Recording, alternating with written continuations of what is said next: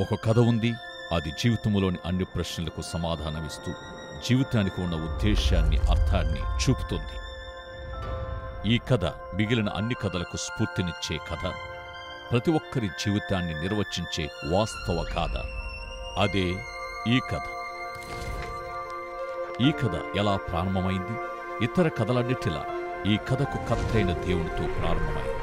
ఆయనే దేవుడు. ఆయన సమస్తము కలుగునని పలికాడు. తన మాటతో గ్రహాలు, నక్షత్ర మండలాలు కలుగజేశాడు. జీవం వృద్ధి చెందినట్లుగా భూమి రూపొందించబడింది. దేవుడు చేసిన సమస్తం ఎంతో మంచిదిగా, జీవంతో నిండినదై పరిపూర్ణంగా ఉంది. దేవుని సృష్టంతటిలో పురుషుడు, స్త్రీ ఉన్నత శ్రేణిలో ఉన్నారు. వారే ఆదాము, హవ్వలు. తాను సృజించిన సమస్తాన్ని దేవుడు తన ప్రియమైన పిల్లలకు అప్పగించాడు. అయితే ఒకే ఒక చెట్టు ఫలాన్ని మాత్రం వారు తినకూడదని ఆజ్ఞాపించబడ్డారు. వారు విధేయులుగా జీవించారు, దేవుని తండ్రిగా ఆరాధించారు. వారిద్దరూ దేవునితోనూ సృష్టంతటితోనూ ఐక్యత కలిగి జీవించారు. నేటి ప్రపంచాన్ని పరిశీలిస్తే ఎక్కడ సమాధానం లేదు. ఇబ్బందులు, యుద్ధాలు, వ్యాధులు, కష్టాలతో నిండి ఉంది. మనకు మనమే వీటన్నిటినీ కలిగి ఉన్నాం. ఎక్కడ తప్పు జరిగింది? పడద్రోయబడిన సైతాను దేవునిపై అసూయను పెంచుకొని దేవుని పరిపూర్ణ సృష్టిని నాశనము చేయడానికి నిశ్చయించుకున్నాడు. సైతాను సర్పరూపం దాల్చి ఆదాము, హవ్వలు దేవుని మంచితనాన్ని గూర్చి ప్రశ్నించేటట్టు చేశాడు. వారు అవిధేయులై నిషిద్ధ ఫలాన్ని తిన్నారు. వెంటనే వారు శాంతి సమాధానం కోల్పోయారు.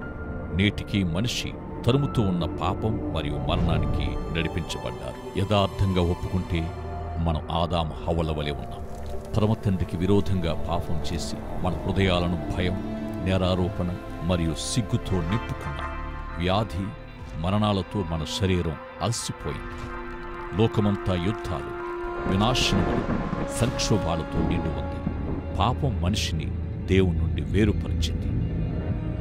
దేవునితో నిరంతర ఎడబాటు కలిగింది. ఈ వేదనకర ఎడబాటు నరకమని పిలువబడింది. ఏ విధంగానూ తప్పించుకోలేని వ్యర్థ సంచారులుగా మిగిలిపోయాం. మరి ఏదైనా నిరీక్షణ ఉందా? ఏ ప్రేమతో మనలను సృజించాడో అదే ప్రేమతో విమోచకుణ్ణి మన కొరకు పంపడానికి దేవుడు నిశ్చయించాడు. శతాబ్దాలు గడుస్తూ ఉండగా రక్షకుని జన్మ, జీవిత మరణాల ఖచ్చితమైన వివరాలను తెలియజేస్తూ వచ్చాడు. విమోచకుని గూర్చిన సమాచారమంతా బైబిల్లో ఉంది. ఇంచుమించు 2000 సంవత్సరాల క్రిందట దేవుని కుమారుడైన యేసు లోకానికి వచ్చాడు. యేసు ఒక కన్యకకు ఆశ్చర్యకరమైన విధానములో జన్మించాడు. మనందరిలాగే ఈ భూమిపై జన్మించి పెద్దవాడయ్యాడు. కాని ఆయన ఎప్పుడూ పాపం చేయలేదు. ఎల్లవేళల తండ్రికి లోబడ్డాడు. తన 30వ ఏట నుండి ఇశ్రాయేలు దేశమంతటా దేవుని రాజ్య సమాచారము ప్రకటించి ఎన్నో అద్భుతాలు చేశాడు. కొద్ది సంవత్సరాలకు యేసు అన్యాయ తీర్పుకు గురై శిలువపై వేదనకర మరణాన్ని అనుభవించాడు. మానవాళి పాపం కొరకు తన పరిపూర్ణ జీవితాన్ని త్యాగపూర్వకంగా సమర్పించాడు. ఆయన మరణం పరిపూర్ణమైనది. మనకు బదులుగా తన నిర్దోషమైన జీవితాన్ని సమర్పించాడు. అయితే సమాధి ఆయనను బంధించలేకపోయింది. 3 దినముల పిమ్మట దేవుడు ఆయనను సమాధిలో నుండి లేపు శిలువలో మరణించడం ద్వారా పాపాన్ని, సమాధి నుండి లేవడం ద్వారా మరణాన్ని జయించాడు. ప్రస్తుతం యేసు సర్వసృష్టికి న్యాయాధిపతిగా తండ్రి కుడి పార్శ్వమున హెచ్చించబడి ఉన్నాడు.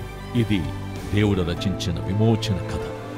పశ్చాత్తాపము, విశ్వాసము కలిగి మారుమనసు పొందాలని దేవుడు మనలను ఆహ్వానిస్తున్నాడు. ఆ విధంగా చేసినట్లయితే సమస్తం మార్చివేయబడుతుంది. ఇప్పుడు భవిష్యత్ ఏమిటో తెలుసా? యేసునందు విశ్వాసముచ్చిన వారికి విమోచన లభిస్తుంది. పాపపు పట్టు నుండి నీ హృదయాన్ని విడిపించి పునరుద్ధరిస్తానని వాగ్దానం చేశాడు. ఎందుకంటే దేవుడు ప్రేమ, దయ, కనికరము, క్షమాహృదయుడు. ఆయన సత్యవంతుడు. ఇంకా దేవుడు సమస్తము నూతనపరుస్తారని వాగ్దానం చేశాడు. ఒకానొక రోజున ఎప్పటికీ పాపం ఉండని నూతన భూమి, ఆకాశములు ఉద్భవిస్తాయి. బాధ, విచారాల కారణాలన్నీ తొలగిపోతాయి. సదాకాలము మనతో కూడా ఉంటానని దేవుడు వాగ్దానం చేశాడు. యేసునందు విశ్వసించిన తక్షణమే పాపపు మూలం తీసివేసి దేవునితో నీ సంబంధం పునరుద్ధరించబడుతుంది. ప్రేమగల దేవుని గురించి తెలుసుకుంటా నేటితో ప్రారంభించబడి ఎప్పటికీ కొనసాగే అంతము లేనిదై ఉంటుంది.